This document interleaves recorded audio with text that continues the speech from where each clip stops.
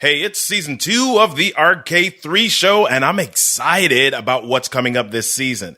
This season is exciting for me for a variety of reasons. First, I was able to collaborate with my son on the theme song for the show, and I was struggling with this for a couple of months with what it should sound like, and I had gone through about 8 iterations. Then one day I had an idea, but it was incomplete. So I had a producer help me flesh out the musical idea, but I couldn't crystallize what the rest of it should sound like.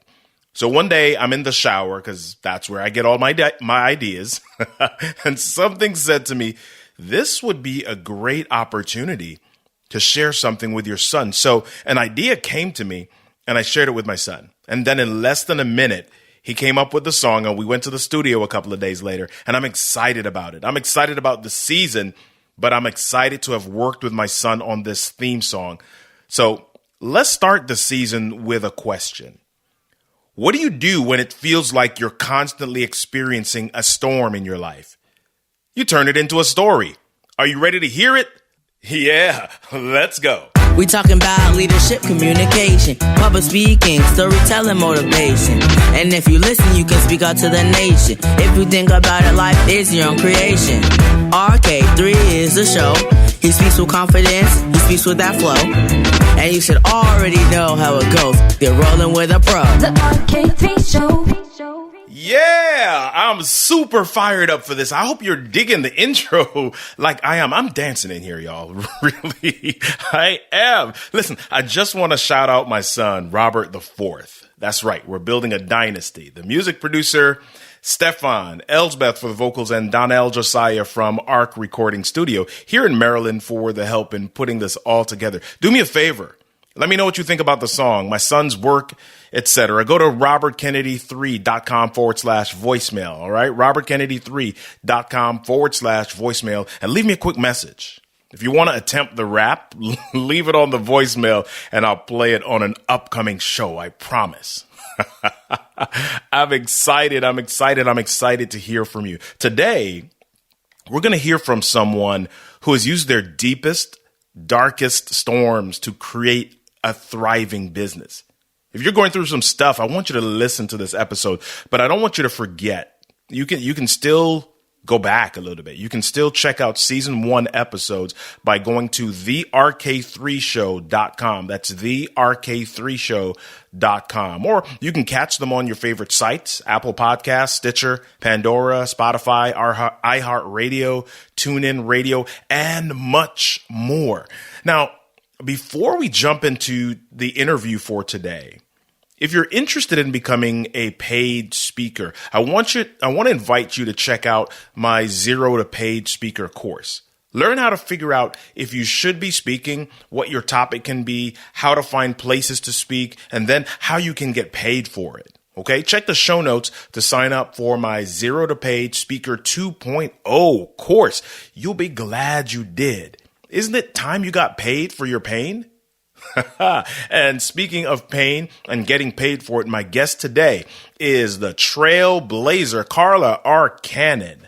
Carla coaches purpose-driven individuals to success by teaching them how to profit from their passion, write a book to bankroll their business, and much more. She's a best-selling author, having written more than 10 books, and she loves to help people turn their storms into their stories. It's about to go down. Let's tell the story. I love what you're up to. I think one of the things that drew me to you or drew my attention your way was I was scrolling through Instagram, and you've got a business, you've got a family, you've got a lot of different things happening, but you don't have any shame. Well, let me not say it that way. You're not scared about putting out some of the real stuff. Right. To the world. And I see you working out in your living room, doing the Tybo Billy Blanks. I'm old school, man. I'm a young soul, but I'm old school. So I take it back to the basics. Wow. So what makes you, I'll say it this way, so unafraid to share some of that vulnerable your journey? What's happening in your world? How do you get to that place? Awesome. And I think that's an awesome question as well. So, Robert, thank you. And again, thank you so much for having me. What's up, everybody? I'm Carla R, the Trailblazer. So what made me so unafraid? And I didn't start out this way because I used to be scared of everything. And that's why I created things like Breaking the Cycle of Fear. And I teach really from a place that I once resided. But what makes me so unafraid now is because when I was in those low places, Robert, I longed and yearned for authenticity. I got tired of seeing people that look like you know what I'm saying? So image driven. And I was like, no, I need somebody that's going to tell the real about entrepreneurship, the real about ministry, the real about being a mom, the real about, you know what I'm saying? Whatever you're battling. And so it really was developed from a place of we're hungry for authenticity. And I tell my students and my clients all the time that people aren't looking for someone that's perfect. They look for individuals who they can relate to. So that's what my struggle was. A lot of what I do derived from struggles that I had, whether it was in business, whether it was in ministry or in my everyday life. It was like, how can I'm looking for someone that looks like me who will tell the real. Now we're starting to see more of that now, but I'm sure you can agree it wasn't always that way, right? So that's pretty much what helped me. And I learned that seeing other people tell the truth. You know, we talk a lot about six-figure businesses and brands and all of that, but we don't tell people about the expenses. Like, fire your boss. Okay, that's great. But if you don't have a strategy, you don't have a plan, you don't have a blueprint, you should already be making money before you leave that job, like to replace that income. So it's just those hard conversations. And I just found that is what connected me to my audience. And I even teach that in my programs, whether it's Write the Book Already. Your story is the number one connector to your audience. So that's what made me unafraid, because I knew that there were women, there were men that were just like me, and they were looking for someone who could relate to their pain and become that for them and provide them with tools and strategies. So that's what made me do what I do, man.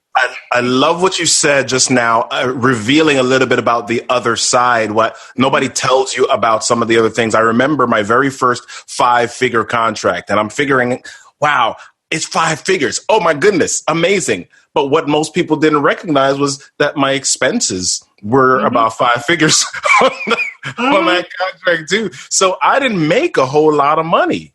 I could say my company made X, Y, and Z, but there was not a lot that went into Robert's bank account or Robert's pocket. So that real side is something that we don't often hear about. Thank you for sharing that with us. And thank you for being real, because people don't be honest about that. You know, the first thing they would say, and they don't view it. I don't think people view it as being unintegral. I think sometimes it's, I want to be inspirational. But if you go out there, I got this 5-figure contract. Well, then come back and update us and let us know you also have 5-figure expenses. You know what I'm saying? So I just think we got to balance this thing out. As an entrepreneur, Robert, I have great days.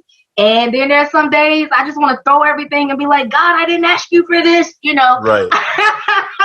Those real moments, you know, and as people, we're going to have them. And that's something I do within my brand, even with Women on Standard Network, allowing people to be who they are. Like, just like, hey, man, be who you are, be authentic. Like, if you're hurting today, be honest and say I'm hurting. If you're on top of the world today, be honest and say that's where I'm at. But just remember, what goes up got to come down, and it makes you not insane, but it makes you human. And that's what we love. It goes back to authenticity. We want people that we can relate to, that, you know, that's like us. It's like, I remember when Robert told that story, he made 5 figures, but his expenses were the same. Let me see if he got a resource that can help me making the same mistake he made. That's what people are looking for. Wow. So you're talking about authenticity. You're talking about being real. You're talking about being vulnerable in the journey. And one of the things that, if people look at your website, it says that you do is you help people turn pain into power. That's amazing. That's awesome. And you help people turn pain into power by launching businesses, making money. I was interviewing somebody else and they said, you got to learn how to make your pain pay. Right? I like that. Make your pain pay. Come on. So how do people know? It's one thing to go through stuff, but how do I know that what I went through is going to be something that can sell or make a viable business? That's a great question. Authenticity combined with strategy will sell every time. I'm going to say that again. Authenticity combined with strategy will sell every time. I have a book called The Entrepreneur Blueprint, right? The subtitle is How to Develop Your Darkest Storms into a Thriving Business. And when I think about my journey, Robert, from 2011 to current, it was my pain that was my launching pad.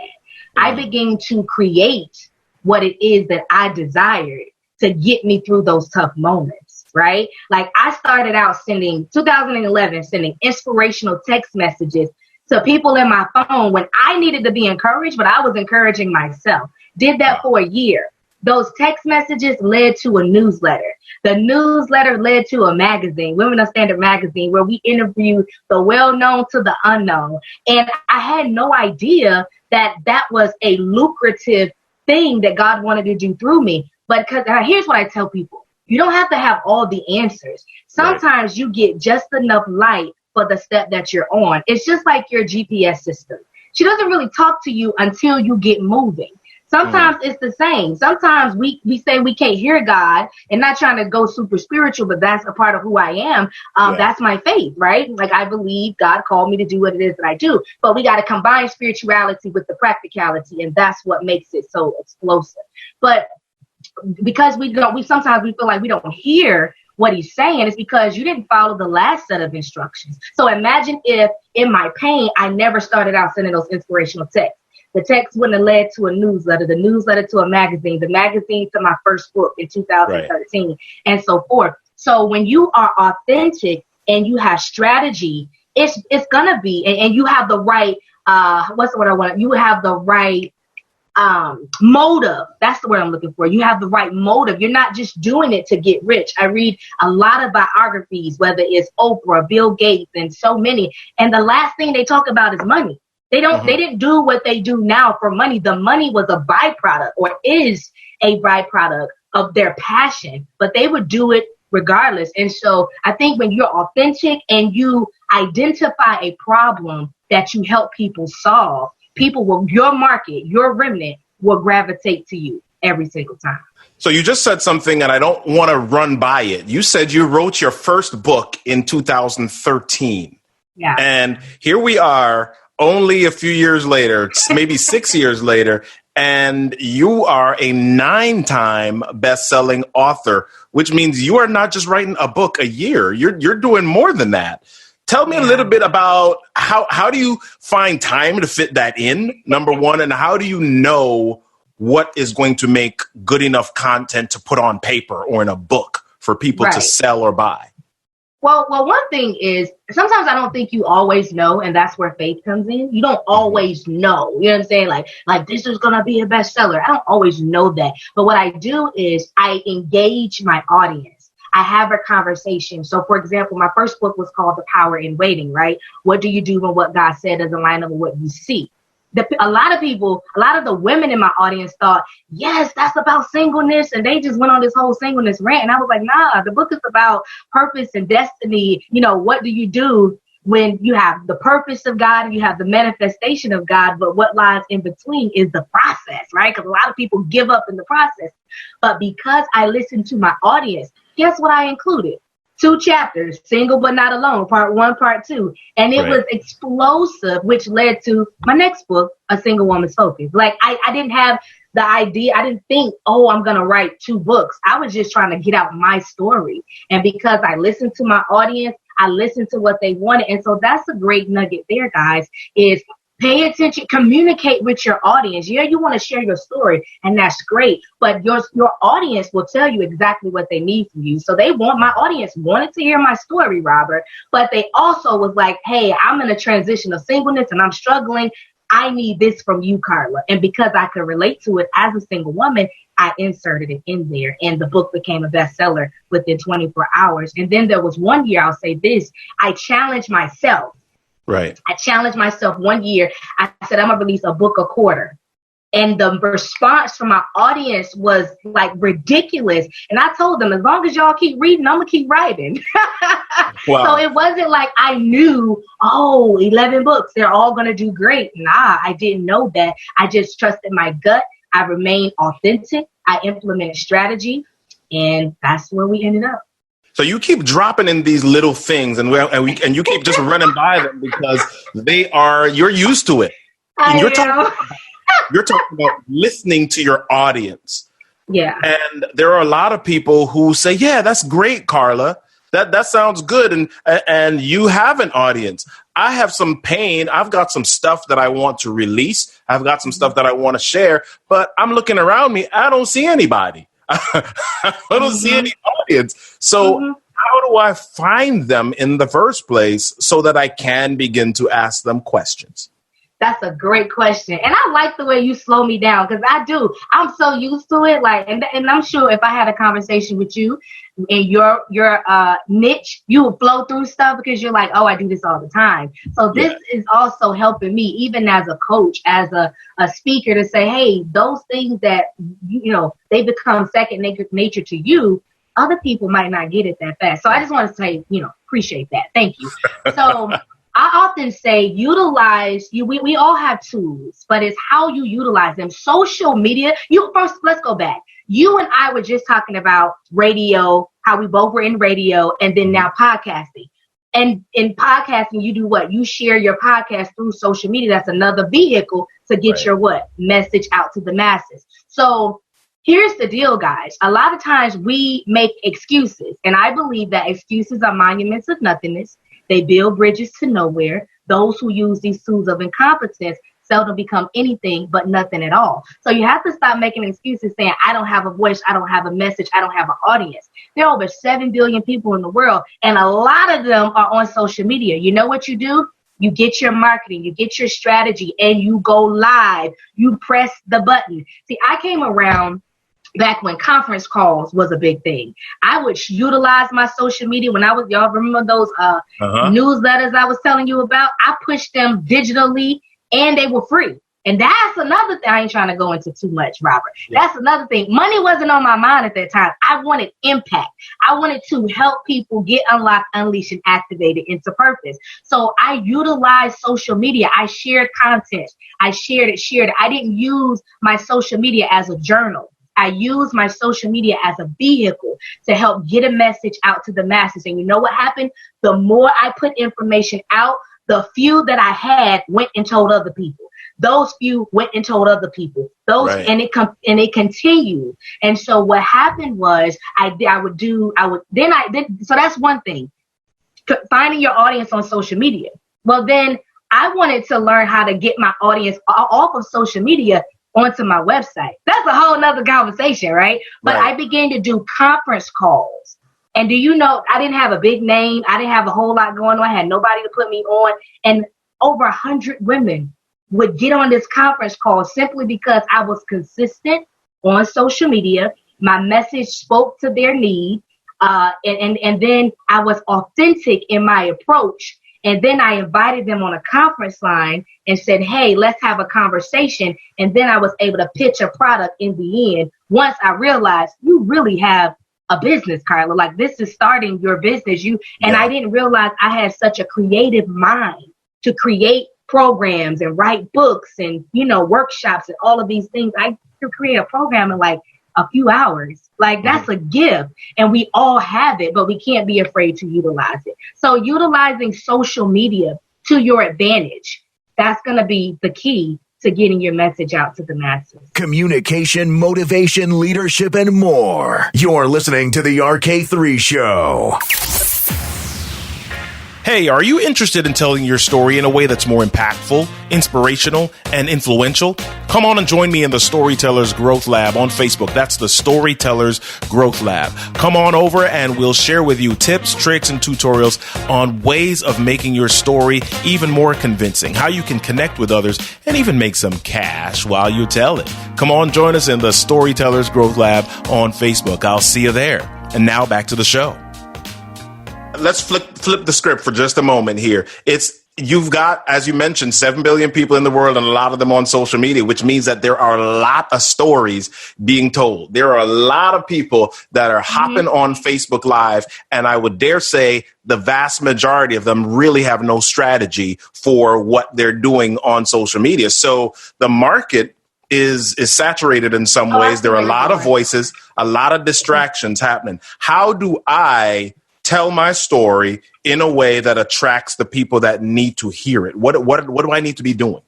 Absolutely. And here, I know, and a lot of times we want a in-depth answer, but sometimes it's simple. Like, I'm gonna be honest, it's a lot of faking going on out here on social media. It just is. Like, a lot of people are not being transparent. Like, if you follow someone long enough, you be like, okay, I know they make 6 figures in their business. Okay, I get it. And you hear more about the wins than you do the challenges. So that's something that people can do, is research those people that you love to follow.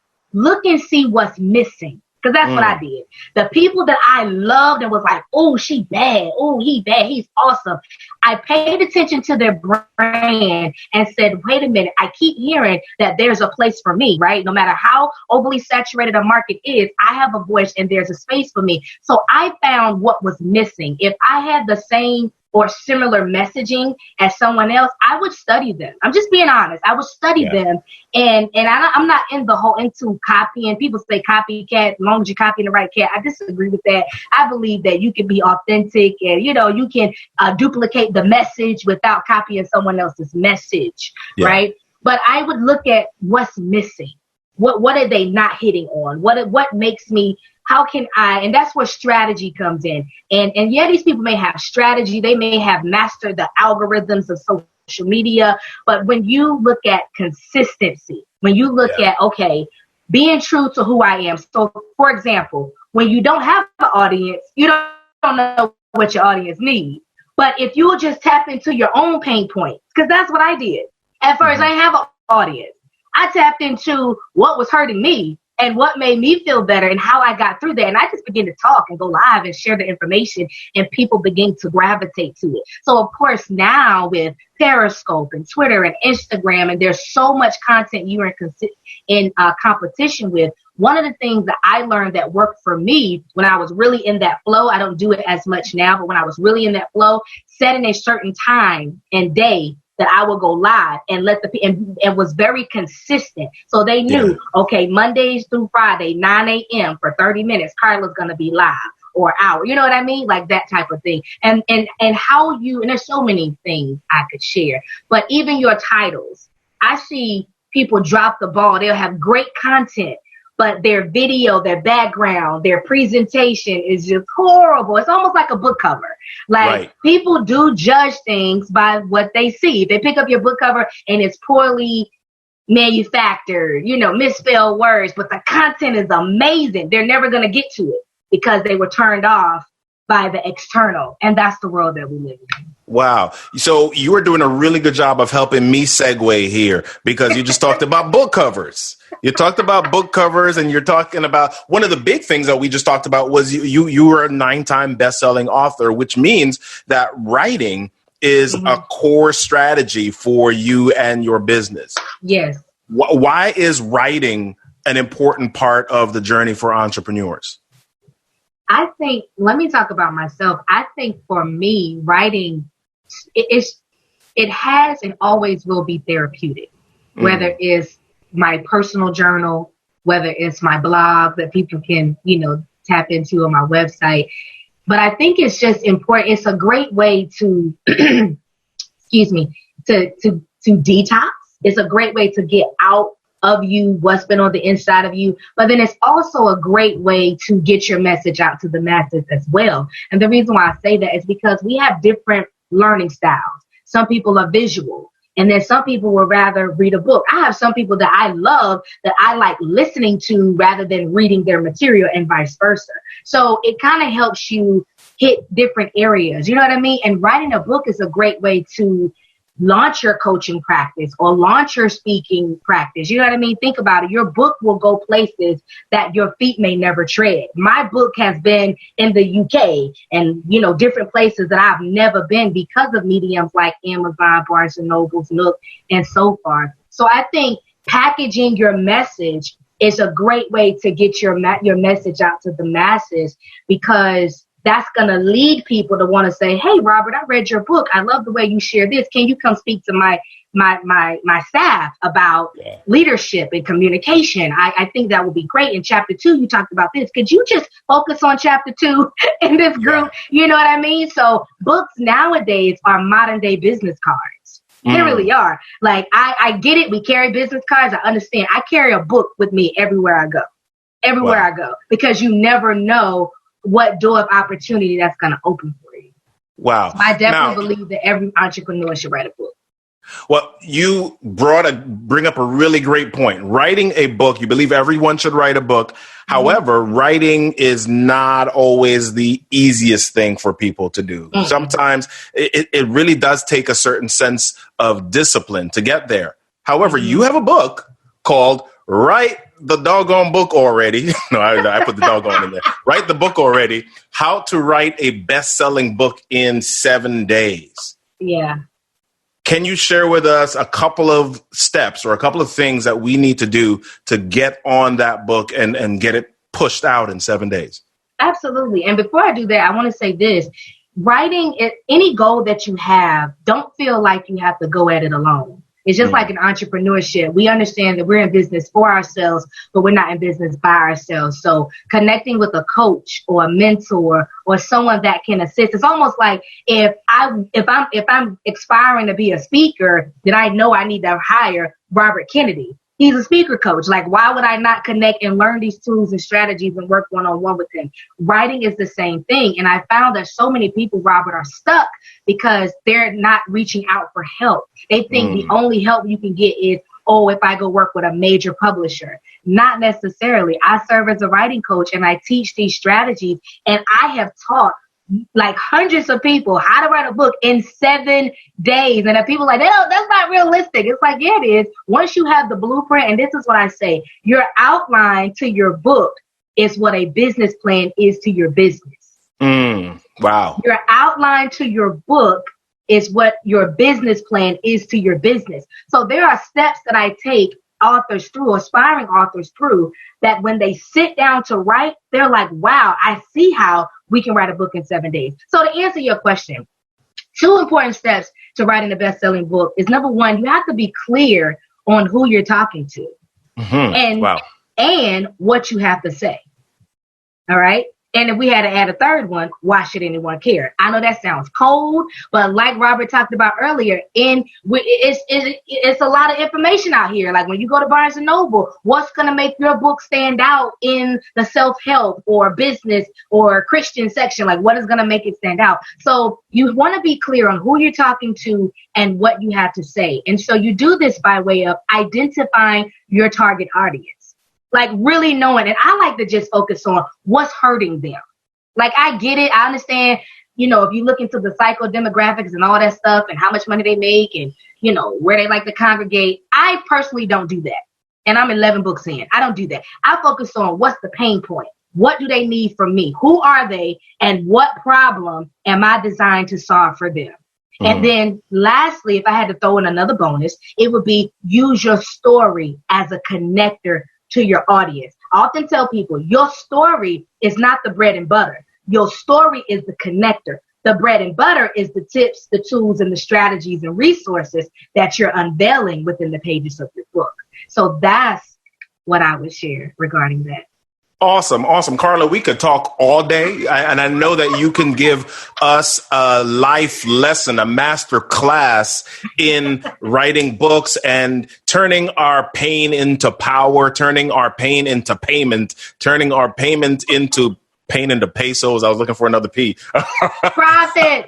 Come Profit. on here. Purpose. It's a lot of P's. Profit, turn your pain into purpose, pain into passion, pain into, we can just go on with the names. We can. So how do people get in touch with you? How do they get connected to you so that they can find out a little bit more about Carla and how she helps people to make crazy impact in the world? Thank you. And again, Robert, thank you so much for this opportunity. So many people out here in the world, and you chose me, and I never take that for granted. But I am at Carla R. Cannon. I keep it simple, real simple. Carla R. Cannon on all social media outlets. My website is carlacannon.com. If you had to choose an outlet, Instagram's my favorite. Facebook is good too, but Instagram's my favorite. So Carla R. Cannon, all social media outlets, and then my website is carlacannon.com. Wow, your storm may capsize you, but it doesn't have to complete you. Your pain may hurt you, but it doesn't have to hold you. Isn't it time you made your pain pay?